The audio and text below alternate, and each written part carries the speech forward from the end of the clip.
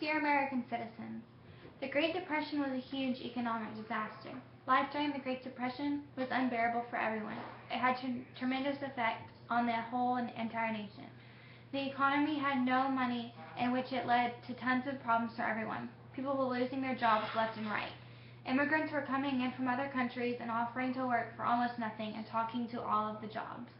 Businesses and factories would hire the immigrants because they were saving tons of money by hiring them. People were being fired from their jobs and could not afford to give their families food and shelter. No one could find jobs because there were no jobs available. The unemployment rate was at its highest and the jobs available were at its lowest.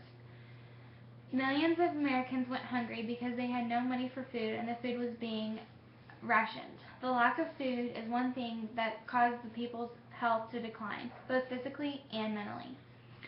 They had to endure sickness and disease to spread around. They couldn't afford medical care, and the medical care standards were not where they should have been.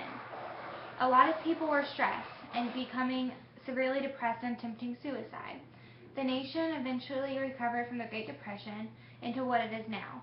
Things are much better now than they were back then during the Great Depression. The economy has money back in it now. We know that there is a high employment rate due to the Depression, and it is difficult to put food on the table.